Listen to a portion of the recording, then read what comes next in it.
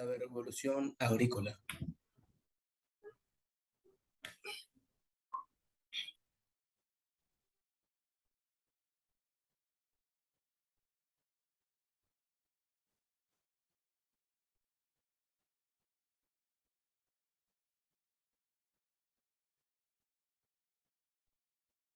Figura 9. Pintura mural de una tumba egipcia que data hace unos 3500 e ilustra escenas agrícolas habituales.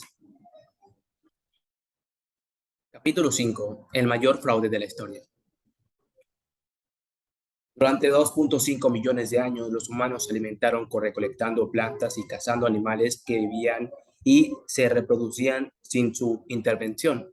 Homo erectus, Homo ergaster y los neandertales recogían higos silvestres y cazaban carneros salvajes sin decidir dónde arraigarían las higueras, en qué prado debería pastar un rebaño de carneros o qué macho cabrío inseminaría a qué cabra. Homo sapiens se extendió desde África Oriental a Oriente Próximo hasta Europa y Asia, y finalmente hasta Australia y América.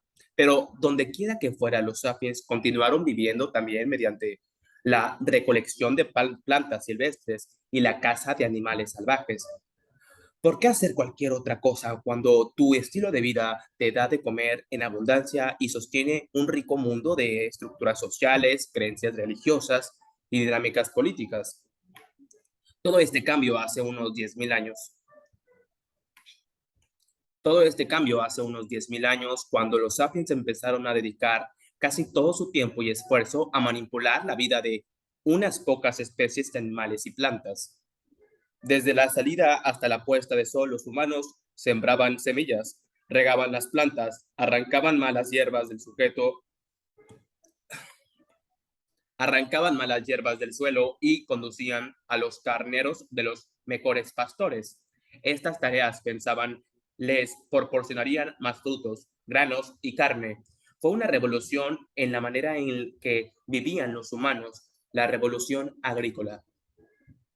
La transición a la agricultura se inició alrededor de 9.500 a 8.500 a.C. en el país monstruoso del sudeste de Turquía, el oeste de Irán y el Levante.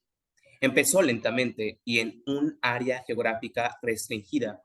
El trigo y las cabras se domesticaron aproximadamente hacia 9.000 años antes de Cristo.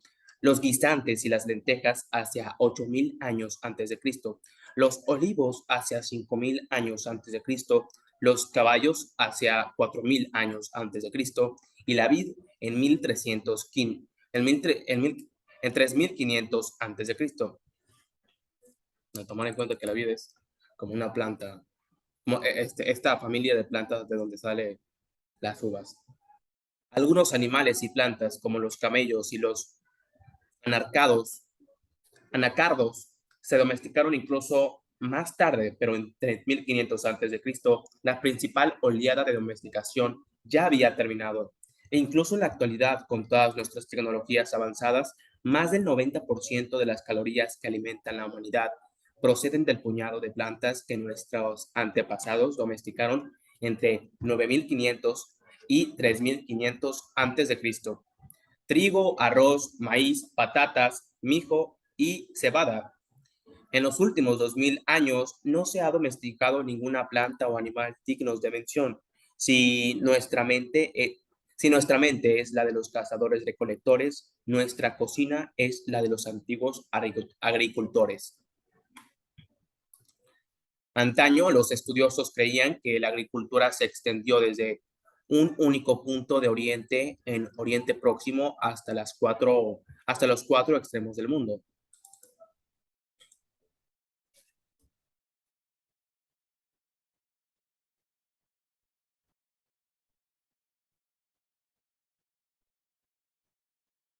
En la actualidad, los entendidos están de acuerdo en que otras partes del mundo surgió también la agricultura, pero no porque los agricultores de Oriente Próximo exportaran su revolución, sino de manera completamente independiente. Los pueblos de América Central domesticaron el maíz y las habichuelas, sin saber nada del cultivo del trigo y los guisantes en Oriente Próximo. Los sudamericanos descubrieron cómo cultivar patatas y criar llamas, ignorantes de lo que ocurría tanto en México como en el Levante. Los primeros revolucionarios en China domesticaron el arroz, el mijo y los cerdos. Los primeros jardineros de Norteamérica fueron los que cansaron de registrar que, el sotobosque en busca de calabacines comestibles y decidieron cultivar calabazas. Los habitantes de Nueva Guinea domesticaron la caña de azúcar y los plátanos, mientras que los primeros granjeros de África Occidental produjeron el mijo africano, el arroz africano, el sorgo y el trigo conforme a sus necesidades. Desde estos puntos focales iniciales, la agricultura se extendió por todas partes. En el siglo I a.C., la inmensa mayoría de las personas en la mayor parte del mundo eran agricultores. ¿Por qué se produjeron revoluciones agrícolas en Oriente Próximo, China y América Central, y no en Australia, Alaska o Sudáfrica? La razón es simple: la mayoría de las especies de plantas y animales no se pueden domesticar. Los sapiens podían extraer del suelo deliciosas trufas y abatir mamuts lanudos, pero domesticar esas especies estaba fuera de sus posibilidades. Los hongos eran domesticados, eran demasiados escurridizos y las gigantes bestias demasiadas feroces. Los hongos eran demasiados escurridizos y las gigantes especies demasiadas feroces. De los miles de especies que nuestros antepasados cazaban y recolectaban, solo unas pocas eran candidatas adecuadas para cultivar y apriscarlas. Estas pocas especies vivían en lugares concretos y en esos lugares fue donde tuvieron lugar las revoluciones agrícolas. Véase el mapa 2, que las áreas en las que tuvieron lugares, ah, áreas en las que tuvieron lugar revoluciones agrícolas. Se puede ver América Centro, África Oriental, una parte de Sudamérica, eh, bueno, no sé cómo se tendría que decir, pero esta parte de Asia. Los que más tiempo tienen registro de revoluciones agrícolas es lo que es el sureste de Europa. Y mira, también en estas islas surgieron revoluciones agrícolas mucho antes de lo que sucedió como en África Oriental, como en América Latina. Uno entendería que por el tiempo que llevan aquí, en África, en ciertas partes de África, se originarían con más temprana época revoluciones agrícolas, pero no fue así. O sea, las más viejas fueron en donde entiendo que hubo movilidad posterior a África, que es Europa. Y de cierta manera sí se puede ver el que, ¿cómo se llama?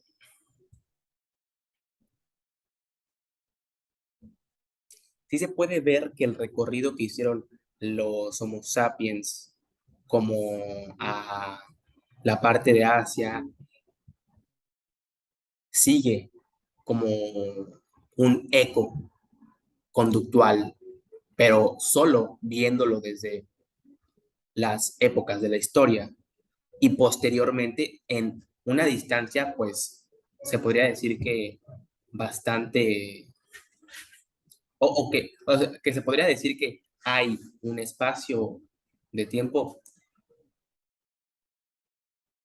que hay una distinción entre la época en la que sucedieron las revoluciones de lo que es África y Europa y Asia. No, no, solamente Europa y Asia, solamente Europa y Asia, y lo que es todo lo que es, todos los lugares remarcados en América.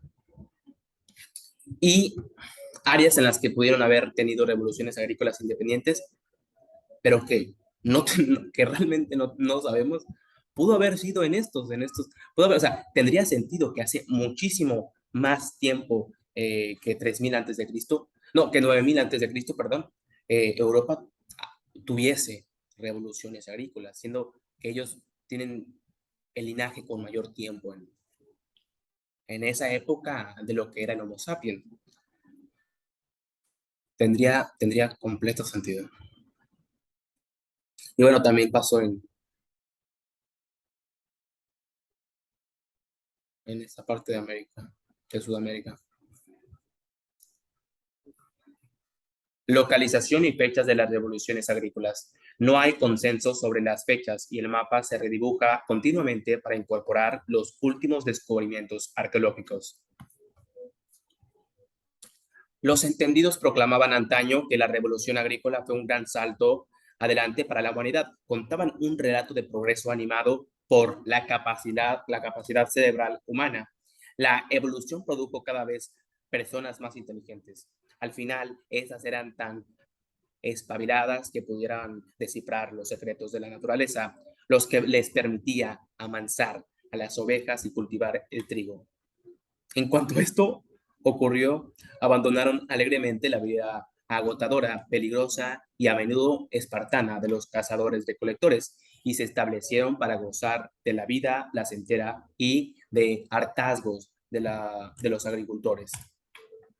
Este relato es una fantasía. No hay ninguna prueba de que las personas se hicieran más inteligentes con el tiempo.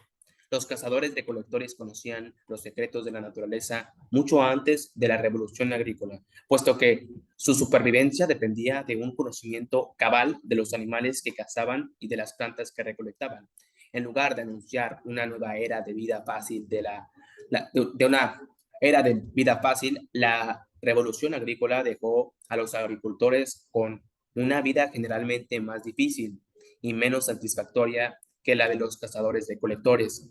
Los cazadores-recolectores pasaban el tiempo de maneras más estimulantes y variadas y tenían menos peligros de padecer hambre y enfermedades.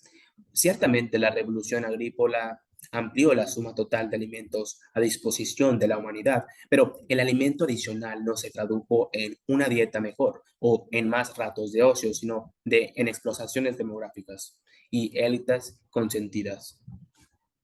Desde entonces, el agricultor medio trabajaba más duro que el cazador-recolector medio y a cambio obtenía una dieta peor. La revolución agrícola fue el mayor fraude de la historia. ¿Quién fue el responsable? Ni reyes, ni sacerdotes, ni mercaderos. Los culpables fueron un puñado de especies de plantas, entre las que se cuentan el trigo, el arroz y las patatas. Fueron estas plantas las que domesticaron a Homo sapiens y no al revés. Pensamos por un momento en la revolución agrícola desde el punto de vista del trigo. Hace 10.000 años el trigo era solo una hierba silvestre, una de muchas, confinadas a una pequeña área de distribución en Oriente Próximo. De repente, al cabo de solo unos pocos milenios, crecía por todo el mundo. Según los criterios evoluciones básicos de supervivencia y reproducción, el trigo se ha convertido en una de las plantas de más éxito en la historia de la Tierra. En áreas como las grandes llanuras de Norteamérica, donde hace 10.000 años no crecía ni un solo tallo de trigo, en la actualidad se pueden recorrer centenares y centenares de kilómetros sin encontrar ninguna otra planta. En todo el mundo, el trigo cubre 2,25 millones de kilómetros cuadrados de la superficie del planeta, casi 10 veces el tamaño de Gran Bretaña. ¿Cómo pasó esta hierba de ser insignificante a ser obicua? El trigo lo hizo manipulando a Homo sapiens para su conveniencia. Este simio había vivido una vida relativamente confortable, cazando y recolectando hasta hace unos 10.000 años, pero entonces empezó a invertir cada vez más esfuerzos en el cultivo de trigo. En el discurso de un par de milenios, los humanos de muchas partes del mundo hacían poca cosa más. A ver. En el decurso de un par de milenios, los humanos de muchas partes del mundo hacían poca cosa más desde la salida hasta la puesta de sol que cuidar de las plantas de trigo. No era fácil, el trigo les exigía mucho. Al trigo no le gustan las rocas y los guijarros, de manera que los sapiens se partían la espalda despejando los campos. Al trigo no le gusta compartir su espacio, agua y nutrientes con otras plantas, de modo que hombres y mujeres trabajaban durante largas jornadas para eliminar las malas hierbas bajo el sol abrasador. El trigo enfermaba de manera que los sapiens tenían que estar atentos para eliminar gusanos y rollas. El trigo se hallaba indefenso frente a otros organismos a los que les gustaba comérselo, desde conejos a enjambres de langostas, de modo que los agricultores tenían que vigilarlo y protegerlo. El trigo estaba sediento, así que los humanos aportaban agua de manantiales y ríos para regarlos. Su insaciabilidad impulsó incluso a los sapiens a recoger heces de animales para nutrir el suelo en el que el trigo crecía. El cuerpo de Homo sapiens no había evolucionado para estas tareas. Estaba adaptado a trepar a los manzanos y a correr tras las gacelas, no a despojar los campos de rocas ni a acarrear barreños de agua. La columna vertebral, las rodillas, el cuello y el arco de los pies pagaron el precio. Los estudios de los esqueletos antiguos indican que la transición a la agricultura implicó una serie de dolencias como intervertebra- como discos intervertebrales, luxados, artritis y hernias. Además, las nuevas tareas agrícolas exigían tanto tiempo que la gente se vieron obligados a instalarse de forma permanente junto a sus campos de trigo. Esto cambió por completo su modo de vida. No domesticaron el trigo, él terminó domesticar. Él terminó domesticar, procede de latín, a ver, otra vez. Esto cambió por completo su modo de vida. No domesticamos el trigo. El trigo, el término domesticar procede del latín domus, que significa casa. ¿Quién vive en una casa? No es el trigo, es el sapien. ¿De qué manera convenció el trigo a Homo sapiens para cambiar una vida relativamente buena por una existencia más dura? ¿Qué le ofreció a cambio? Desde luego no le ofreció una dieta mejor. Recordemos que los humanos son simios omnívoros que medran, son simios omnívoros que medran a base de una amplia variedad de alimentos. Los granos suponían solo una pequeña fracción de la dieta humana antes de la revolución agrícola. Una dieta basada en cereales es pobre en minerales y vitaminas, difícil de digerir y realmente mala para los dientes y las encías. El trigo no confirió seguridad económica a la gente. La vida de un campesino es menos segura que la de un cazador-recolector. Los cazadores-recolectores en, se basaban en decenas de especies para sobrevivir y por lo tanto podían resistir los años difíciles, incluso sin almacenes de comida conservada. Si la disponibilidad de una especie se reducía, podían recolectar y cazar otras especies. Hasta hace muy pocos, las sociedades agrícolas se han basado para la mayor parte de su ingesta de calorías en una pequeña variedad de plantas domésticas. En muchas áreas se basaban en una única planta, como el trigo, las patatas o el arroz. Si las lluvias fallaban o llegaban plagas de langostas o si un hongo aprendía cómo infectar a esta especie alimentaria básica, los campesinos morían por miles y millones. El trigo tampoco podía ofrecer seguridad contra la violencia humana. Los primeros agricultores eran al menos tan violentos como sus antepasados cazadores-recolectores, si no más. Los agricultores tenían más posesiones y necesitaban terrenos para plantar. La pérdida de tierras de pastos debido a las incursiones de vecinos podía significar la diferencia entre la subsistencia y la hambruna, de manera que había mucho menos margen para el campesino, para el compromiso. Cuando una bandada de cazadores-recolectores se veía acosada por un rival más fuerte, por lo general podía marcharse. Era difícil y peligroso, pero era factible. Cuando un enemigo fuerte amenazaba una aldea agrícola, la retirada significaba ceder los campos, las casas y los graneros. En muchos casos, esto condenaba a los refugiados a morirse de hambre. Por lo tanto, los agricultores tendrían a quedarse en su tierra y a luchar hasta las últimas consecuencias. Muchos estudios antropológicos y arqueológicos indican que en la sociedad agrícola simples, sin marcos políticos más allá de la aldea y la tribu, la violencia humana era responsable de un 15% de las muertes, incluido un 25% de las muertes de hombres. En la Nueva Guinea contemporánea, la violencia explica el 30% de las muertes del hombre en una sociedad tribal agrícola, los Dani, y el 35% en otra, los Enga, en Ecuador. Quizá hasta el 50% de los guarani adultos sufren una muerte violenta a manos de otros hombres, bueno, de otro humano. Con el tiempo, la violencia humana se puso bajo control mediante el desarrollo de estructuras sociales mayores, ciudades, reinos y Estado, pero hicieron falta miles de años para construir esas estructuras políticas enormes y efectivas. La vida en la aldea aportó ciertamente a los primeros agricultores algunos beneficios inmediatos, como una mejor protección contra los animales salvajes, la lluvia y el frío, pero para la persona media, las desventajas probablemente sobrepasaban a las ventajas. Esto resulta difícil de apreciar por parte de las personas que viven en la sociedad prósperas de hoy en día, debido a que gozamos de abundancia y seguridad. Y puesto que nuestra abundancia y seguridad se han construido sobre los cimientos que estableció la revolución agrícola, suponemos que esta fue una mejora maravillosa, pero es erróneo juzgar miles de años de historia desde la perspectiva actual. Un punto de vista mucho más representativo es el de una niña de 3 años de edad que muere de desnutrición en la China del siglo I porque los cultivos de su padre no han prosperado. ¿Acaso diría, me estoy muriendo de desnutrición?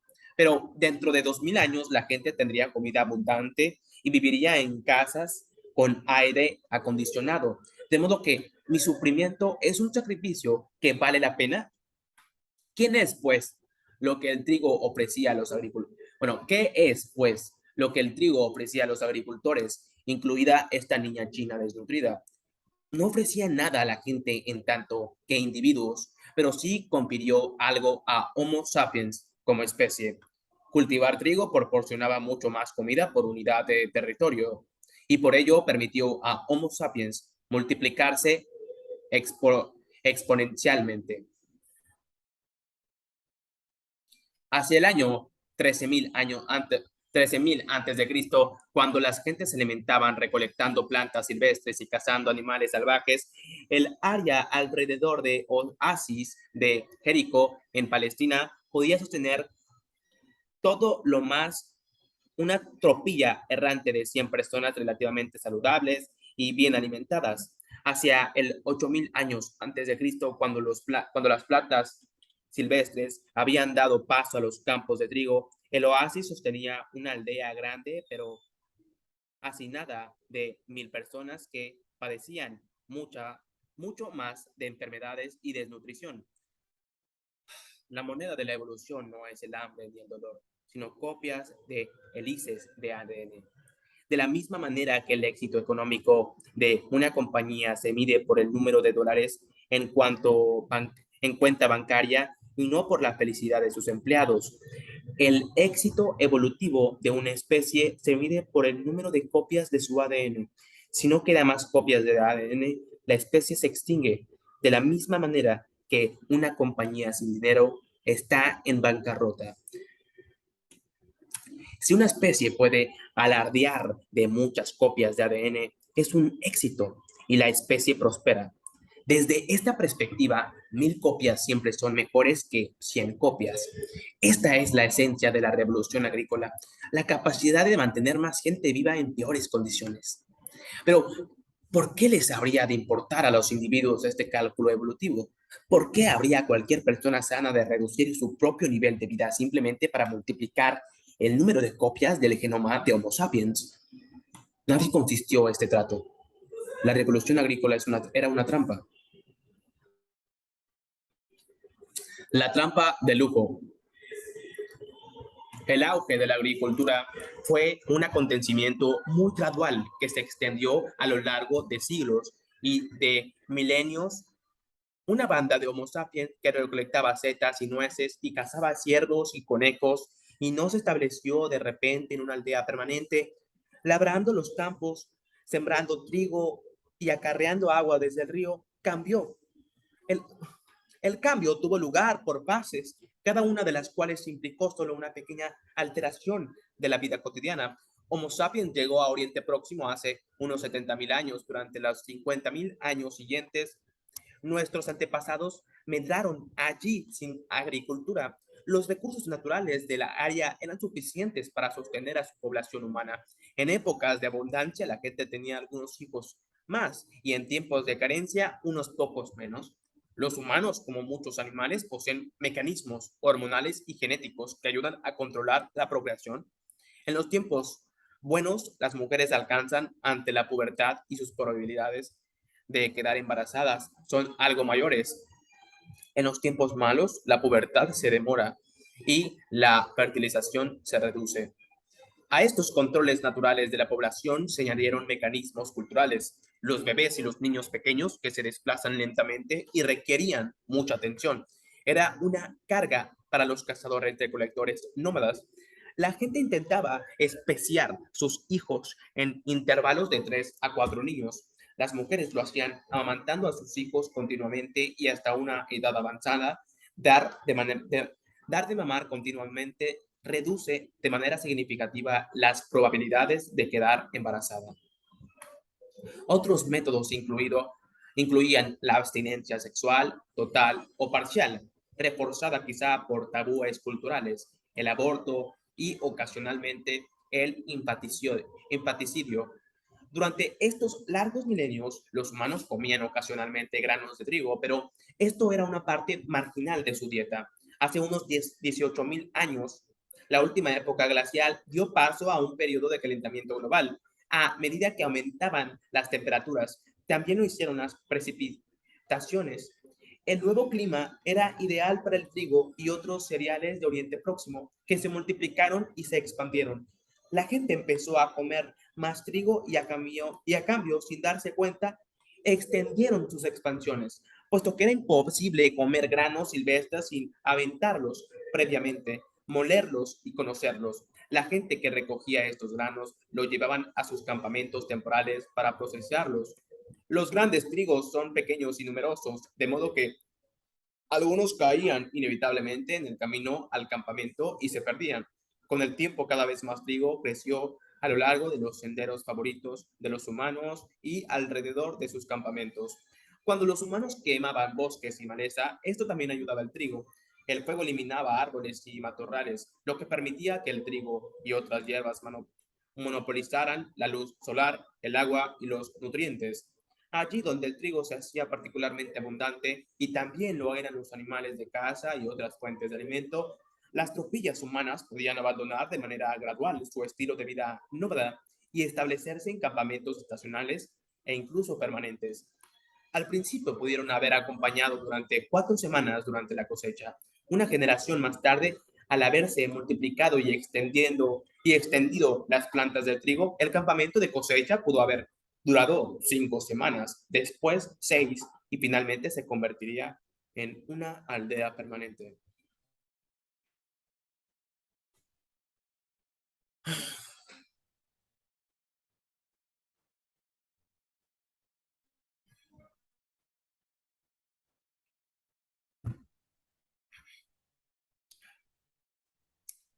A lo largo de todo Oriente Próximo se han descubierto indicios de estos poblados, en particular en el Levante, donde la cultura natufia floreció entre 12.500 y 9.500 a.C. Los natufios eran cazadores-recolectores que subsistían a base de decenas de especies silvestres, pero vivían en aldeas permanentes y dedicaban gran parte de su tiempo a la recolección y procesamiento de cereales silvestres. Construían causas y generaron de pie, y graneros de piedra. Almacenaban grano para las épocas de escasez. Inventaron nuevos utensilios como guadañas de piedra para la recolección de trigo silvestre y morteros y manos de mortero de piedra para molerlo. En los años posteriores a 9000 años antes de Cristo, los descendientes de los natufios continuaron recolectando y procesando cereales, pero también empezaron a cultivar de manera cada vez más refinadas. Cuando recolectaban granos silvestres, tenían la precaución de dejar aparte una fracción de la cosecha para sembrar los campos en la siguiente estación. Descubrieron que podían conseguir resultados mucho mejores si sembraban los granos a una cierta profundidad del suelo y no repartiéndolo al azar sobre la superficie, de manera que comenzaron a calvar y labrar. Gradualmente empezaron también a eliminar las malas hierbas de los campos, a impedir la presencia de parásitos y a regarlos y fertilizarlos.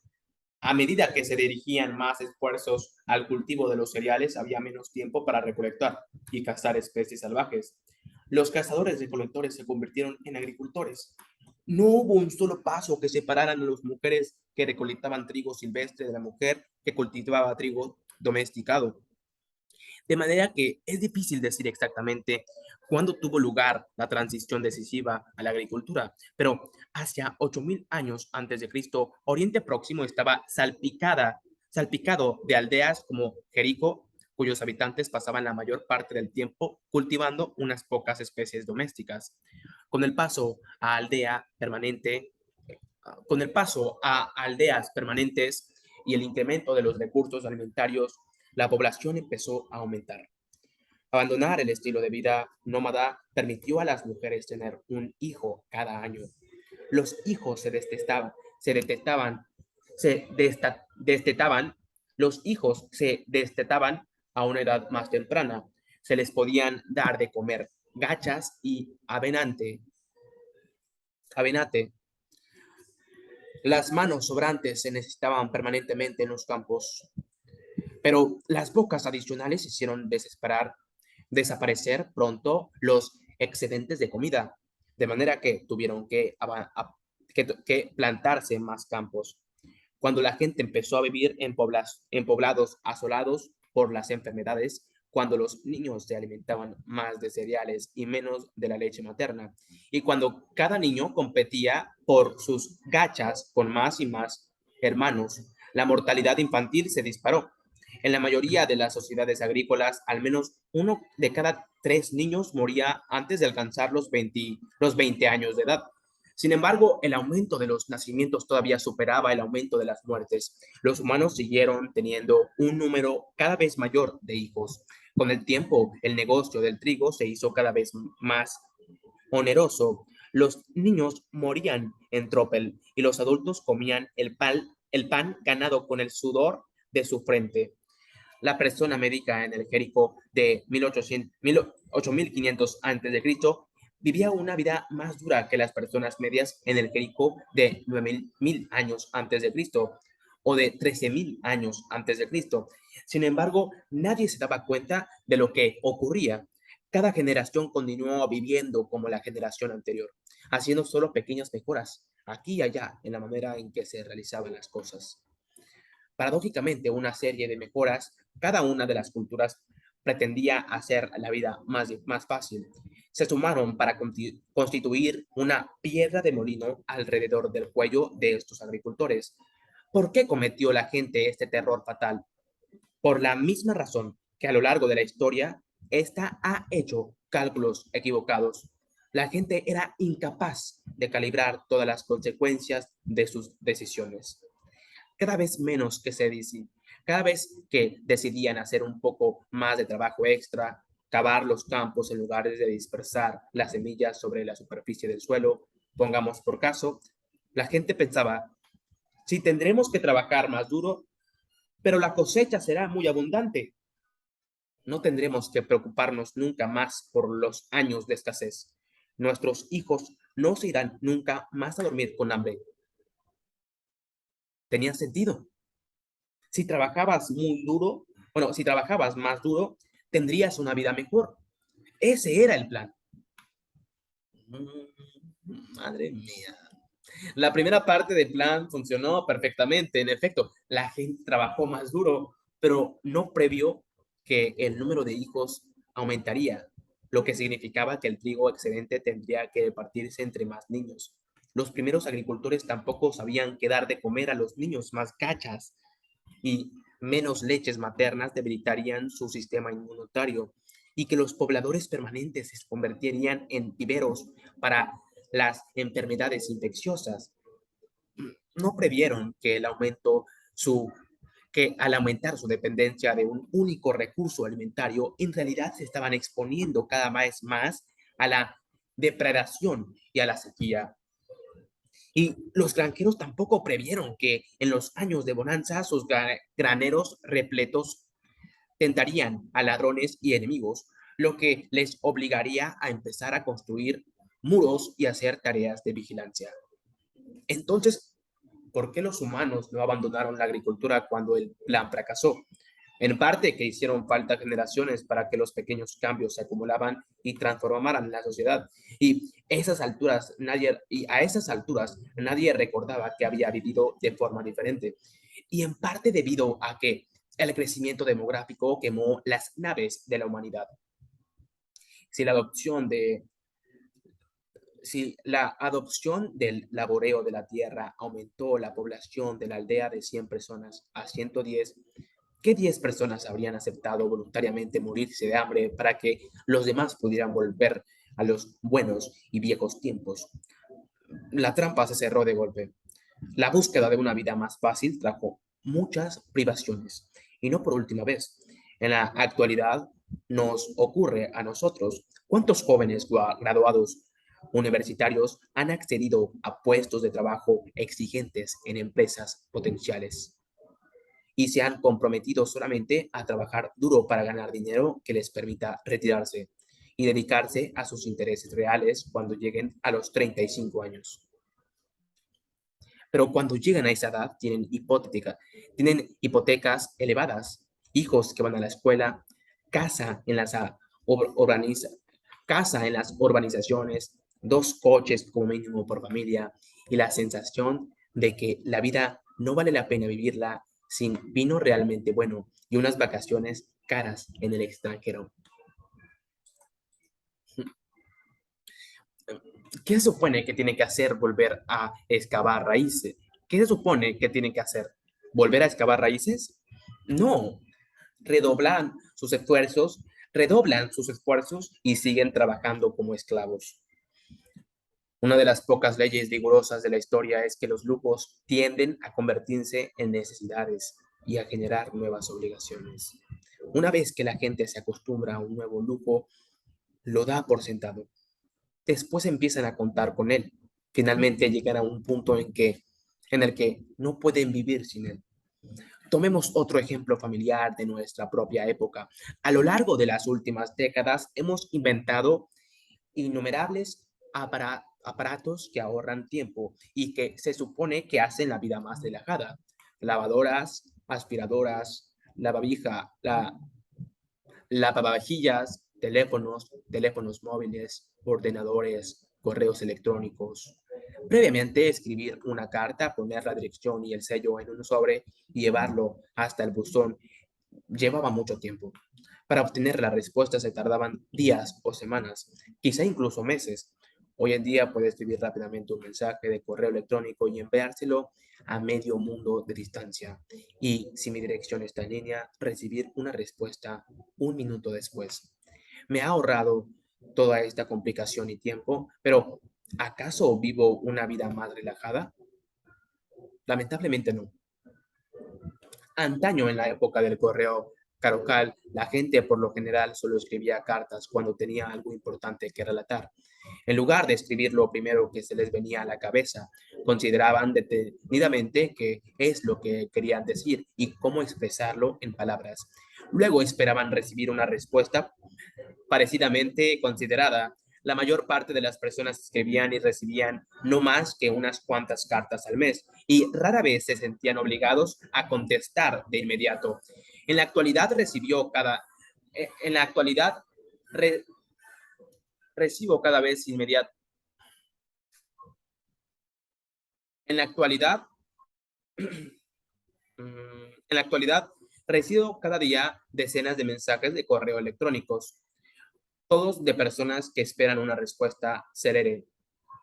Pensábamos que ahorraríamos tiempo, en cambio aceleramos el tráfago de la vida hasta 10 veces su anterior velocidad, haciendo que nuestros días sean más ansiosos y agitados.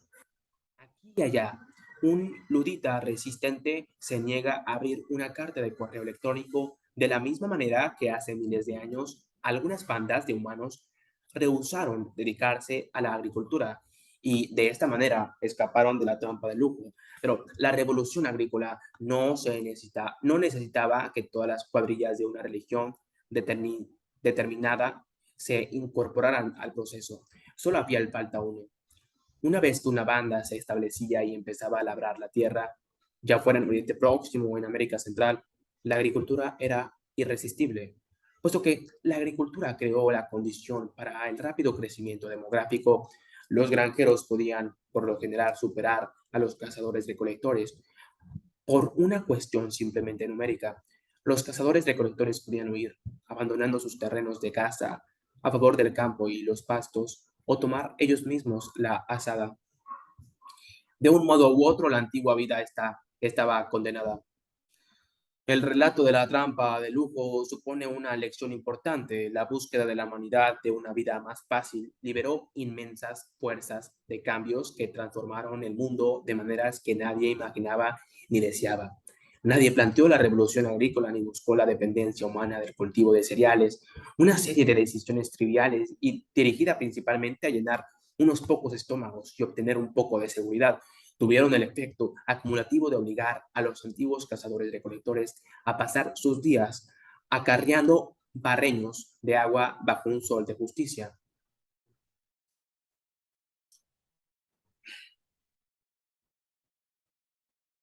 Intervención divina. La situación hipotética planteada arriba explica la revolución agrícola como error.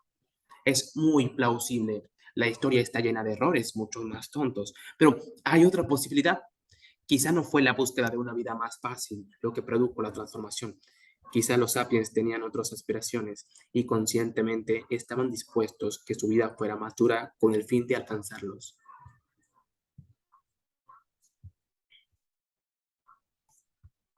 Por lo general los científicos intentan atribuirlos. A ver, pero esto qué es.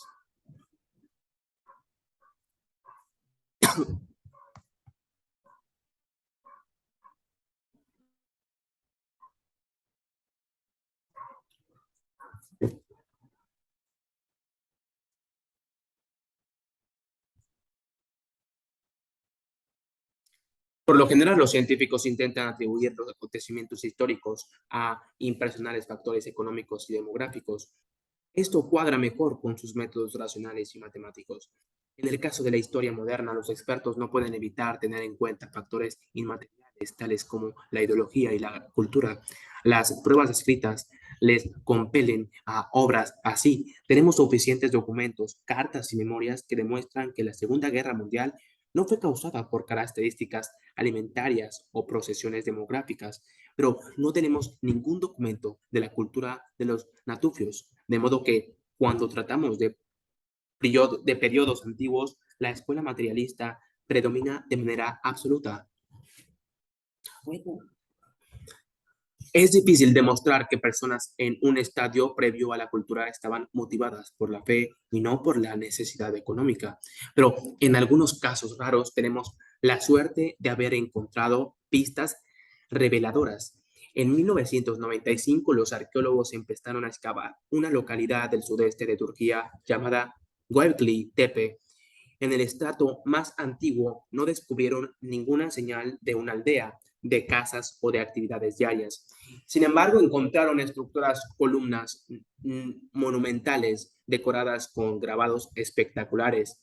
Cada columna de piedra pasaba hasta 7 toneladas y alcanzaba una altura de 5 metros. En una cantera cercana encontraron una columna a medios cinceles que pasaba 50 toneladas. En total descubrieron más de 10 estructuras monumentales, la mayor de las cuales medía casi 30 metros. Véase la figura 10. Bueno, ¿qué puede ser esto? ¿No? No, esta, perdón.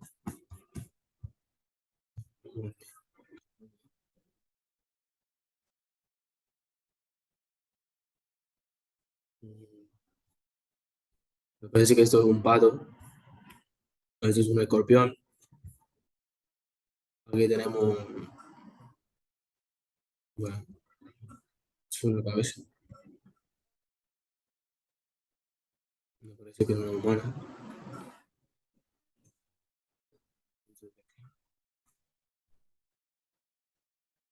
Página anterior, bueno, figura 10, página anterior.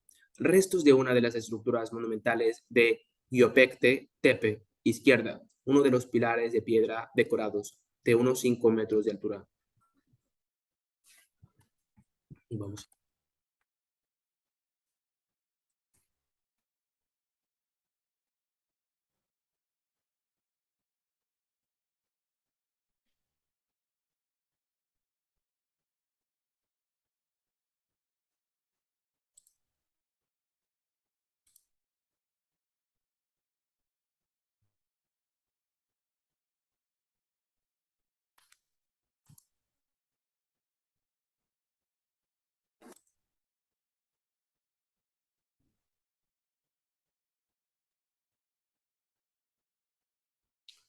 Göbekli Tepe es un sitio arqueológico formado por una serie de monumentos megálicos circulares y rectángulos dispuestos en formas de recintos, ubicado en la provincia de Sanliurfa, en el suroeste de Turquía.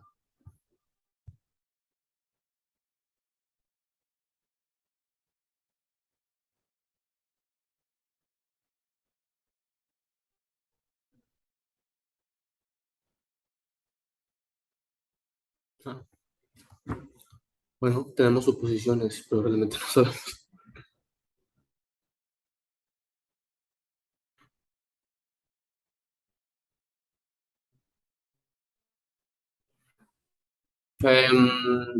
No sé qué lo dice.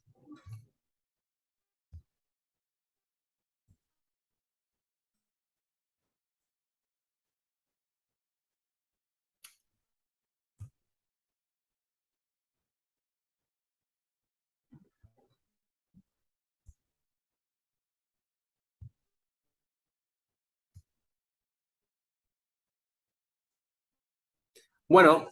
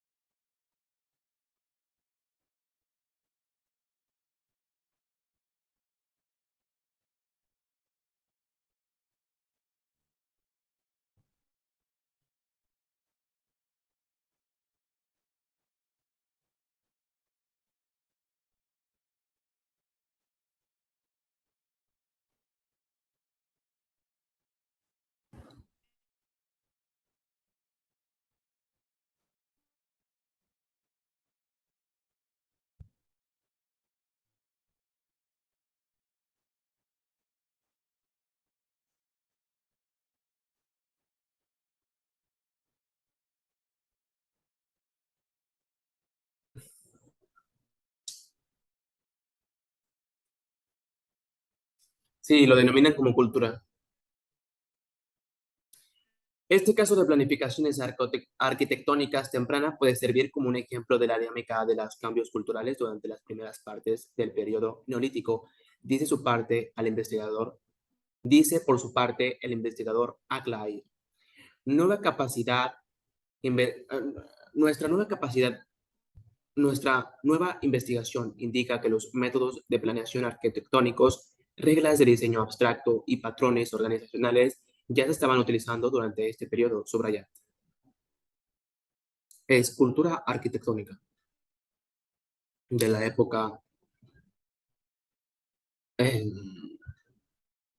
de estos cambios de la primera parte del periodo neolítico. Bueno, y o sea, la nota de, ¿cómo se llama? De Göbekli Tepe la denomina como el templo más antiguo del mundo.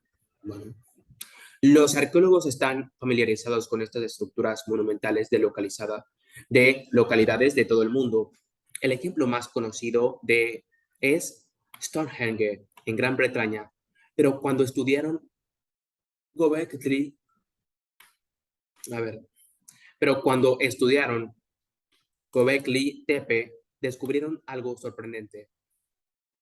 Stonehenge se remonta Stonehenge. Bueno, no lo sé.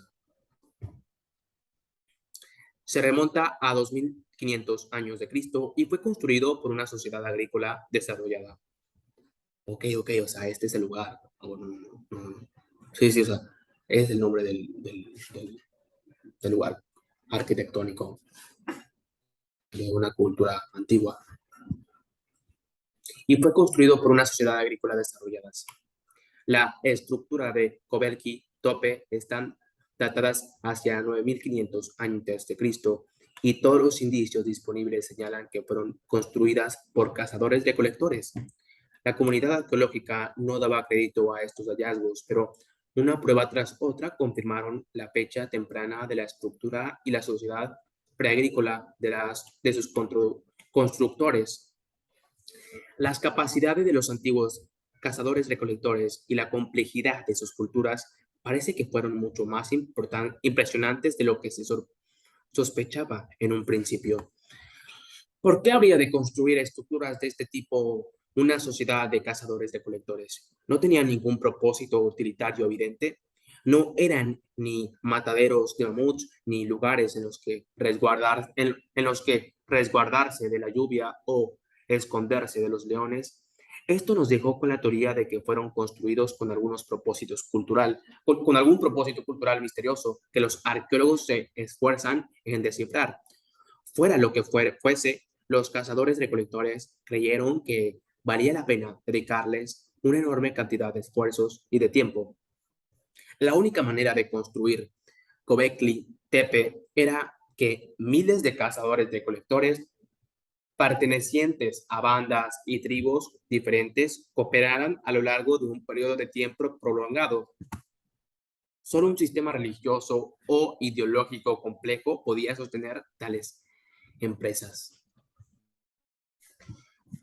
Göbekli Tepe contenía otros secretos sensacionales. Durante muchos años, los genetistas han estado siguiendo la pista del trigo domesticado, descubriendo recientes indicios que al menos una variante domesticada, el trigo carraón, el trigo carraón se originó en las colinas de Karakadak, a unos 30 kilómetros de Göbekli Tepe. Es difícil que esto sea una coincidencia. Es probable que el centro cultural de Göbekli Tepe estuviera de algún modo relacionado con la domesticación inicial del trigo por la humanidad y de la humanidad por el trigo, con el fin de dar de comer a las gentes que construyeron y usaron las estructuras monumentales. Se necesitaban cantidades de alimentos particularmente grandes. Bien pudiera ser que los cazadores recolectores pasaran de recolectar trigo silvestre a un cultivo intensivo de trigo, no para aumentar sus recursos alimentarios normales, sino más bien para sostener la construcción y el funcionamiento de un templo. En la imagen convencional, los pioneros primeros construían una aldea y cuando ésta prosperara, establecían un templo en el centro de la misma. Pero Göbekli Tepe sugiere que primero pudo haberse construido el templo y que posteriormente a sus alrededores creció una aldea. Víctimas de la revolución. El acuerdo faustico entre humanos y granos, no fue el único que hizo nuestra especie. Se hizo otro convenio en relaciones con la suerte de animales, tales como carneros, cabras, cerdos y gallinas. Las bandas nómadas que cazaban al acecho a los carneros alteraron gradualmente la constitución de los rebaños sobre los que depredaban. Este proceso se inició probablemente con la caza selectiva. Los humanos descubrieron que era ventajoso para ellos cazar únicamente a los moruecos adultos y ovejas viejas o enfermas. Exceptuaban de la caza a las hembras fértiles y a los cazadores jóvenes con el fin de salvaguardar la vitalidad a largo plazo del rebaño local. El segundo paso pudo haber sido la defensa activa del rebaño frente a los depredadores, ahuyentando a los leones, lobos y bandas humanas rivales. La cuadrilla pudo después haber apriscado al rebaño en un desfiladero estrecho con el fin de controlar y defenderlo mejor. Finalmente, la gente empezó a hacer una sección más cuidadosa de las ovejas con el fin que se adecuaran a las necesidades humanas. Los carneros más agresivos, los que mostraban una mayor resistencia al control humano, eran los primeros en ser sacrificados. También nos fueron las hembras más flacas y curiosas. A los pastores no les gustan las ovejas cuya curiosidad los llevan lejos del rebaño. Con cada nueva generación las ovejas se hicieron más gordas, más sumisas y menos curiosas. Alternativamente, los cazadores pudieron haber capturado y adoptado un cordero, engordarlo durante los meses de abundancia y sacrificarlo en la estación de escasez. En algún momento empezaron a tener un número mayor de dichos corderos. Algunos de ellos alcanzaron la pubertad y comenzaron a procrear. Los corderos más agresivos e indóciles fueron los primeros en ser sacrificados. A los corderos más sumisos y atractivos se les permitía vivir más y procrear. El resultado fue un rebaño de ovejas domesticadas y sumisas. Estos animales domesticados, ovejas, gallinas, asnos y otros, proporcionaban comidas, carne, leche, huevos, materiales en bruto, pieles, lana y potencia muscular. El transporte, la labor de la tierra, moler el grano y otras tareas que hasta entonces realizaba el vigor humano eran llevadas a cabo cada vez más por animales. En la mayoría de las sociedades agrícolas, la gente se centraba en el cultivo de las plantas. Criar animales era una actividad secundaria, pero también apareció un nuevo tipo de sociedad en algunos lugares, basada principalmente en la explotación de los animales, las tribus de pastores. A medida que los humanos se extendían por el mundo, los mismos hicieron sus animales domésticos. Hace 10.000 años no había más que unos pocos millones de ovejas, vacas, cabras, cerdos y gallinas que vivían en unos pocos nichos afroasiáticos privilegiados.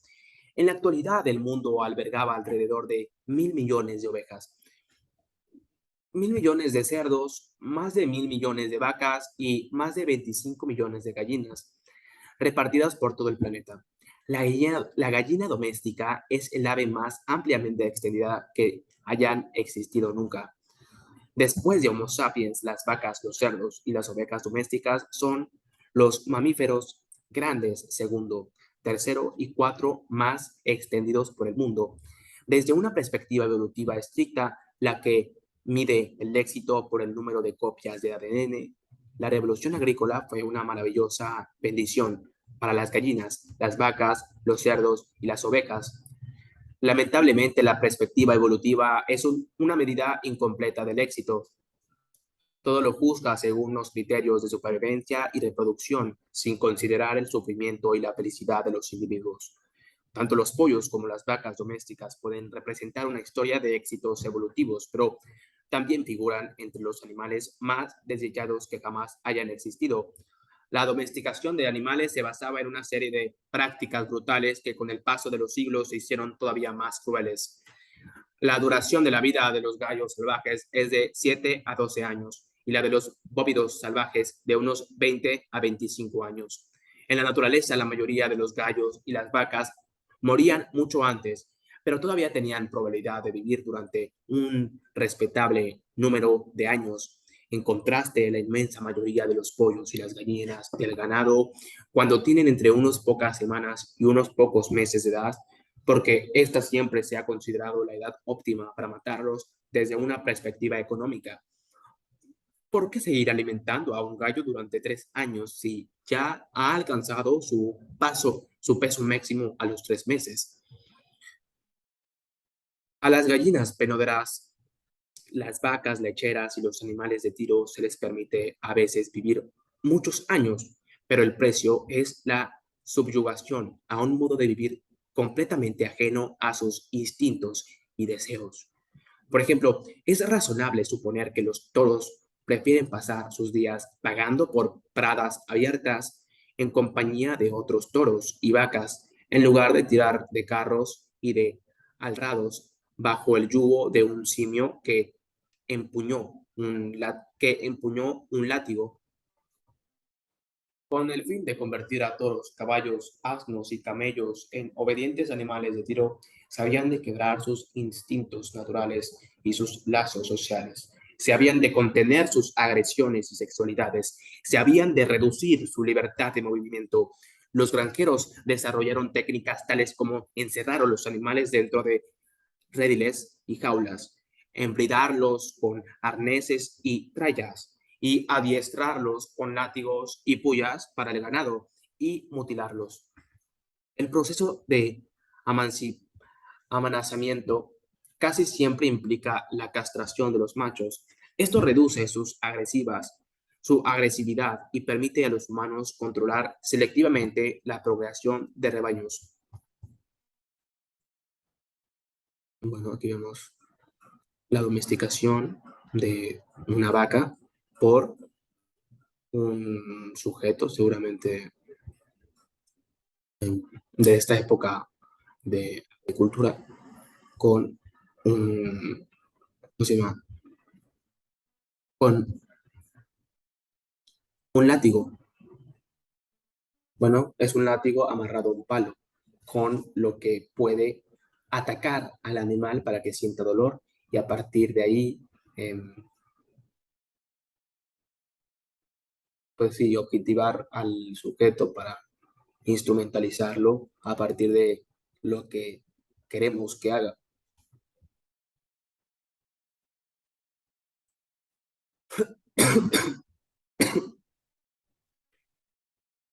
Una pintura de una tumba egipcia aproximadamente de 1200 a.C.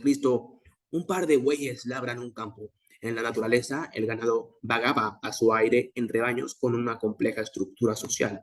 El buey castrado y domesticado consumía su vida bajo el látigo y a un estrecho redil y trabajaba solo en parejas de una manera que no era adecuada para su cuerpo ni para sus necesidades sociales ni emocionales.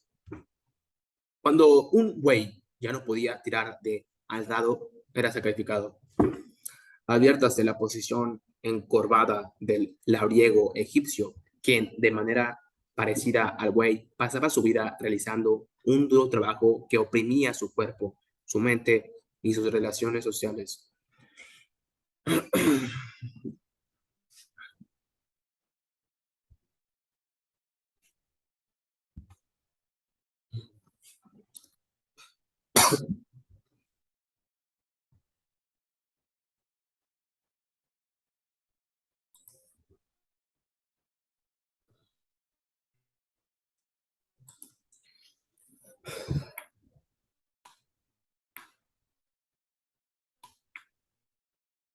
En muchas sociedades de Nueva Guinea, la riqueza de una persona se ha determinado tradicionalmente por el número de cerdos que posee. Para asegurar que los cerdos no se vayan, los agricultores del norte de Nueva Guinea les cortan un gran pedazo de la nariz. Esto produce un agudo dolor cada vez más que el cerdo intenta oliscar, puesto que los cerdos no pueden encontrar comida ni hallar su comida sin olfatear.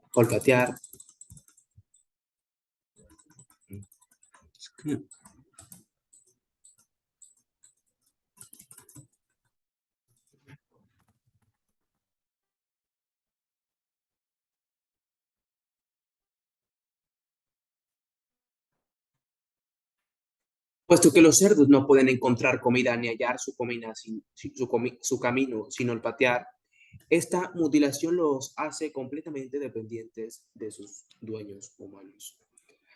En otra región de Nueva Guinea ha sido habitual sacarle los ojos a los cerdos de modo que ni siquiera puedan ver a dónde van. Bueno, la industria lechera tiene sus propios métodos para obligar a los animales a hacer su voluntad. Vacas, cabras y ovejas solo producen leche después de parir terneros, cabritos y corderos, solo mientras las crías maman. Para continuar obteniendo leche animal, un granjero necesita tener terneros, cabritos y corderos para que mamen, pero ha de impedir que monopolicen la leche.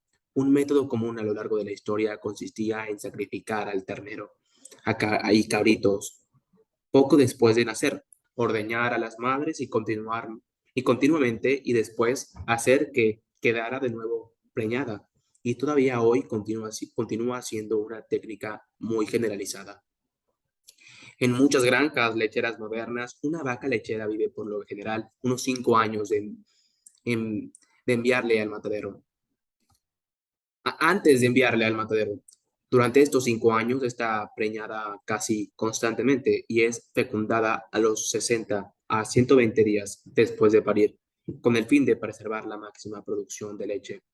Sus terneros son separados de ella poco después de nacer. Las hembras son criadas para que se conviertan en la siguiente generación de vacas lecheras, mientras que los machos son destinados a la industria de la carne.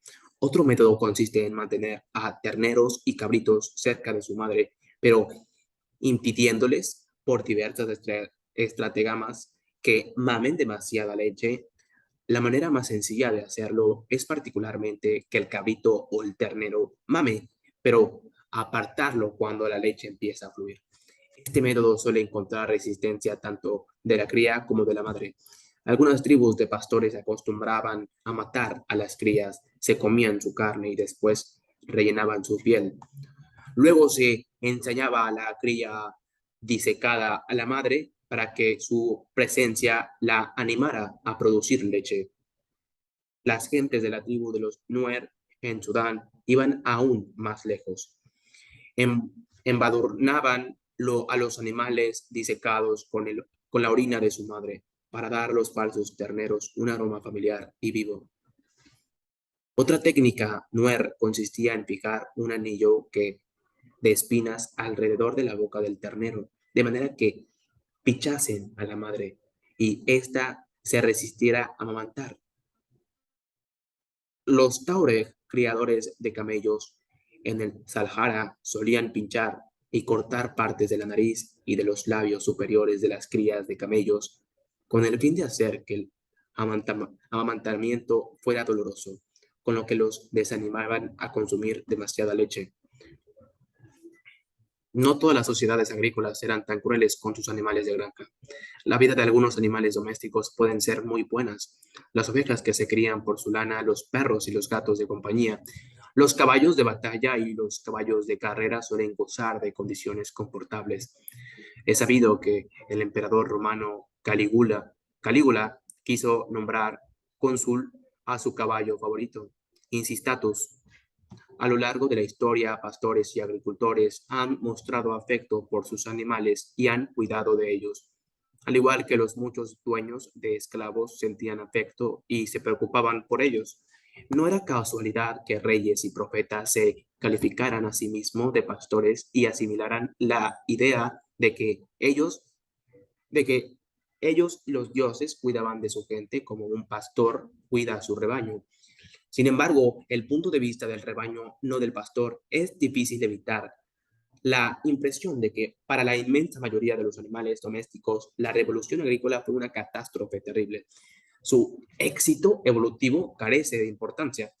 Un rinoceronte salvaje que se halla al borde de la extinción está probablemente más satisfecho que un ternero que pasa su corta vida dentro de una caja minúscula y que es engordado para producir jugosos bisteces. El satisfecho rinoceronte no está menos constante por ser uno de los últimos ejemplares de su especie. El éxito numérico de la especie de ternero es un pobre consuelo para el sufrimiento que el individuo soporta. Bueno, la evidencia de nuestro contingente histórico de que eh, nuestro comportamiento viene de una época agrícola.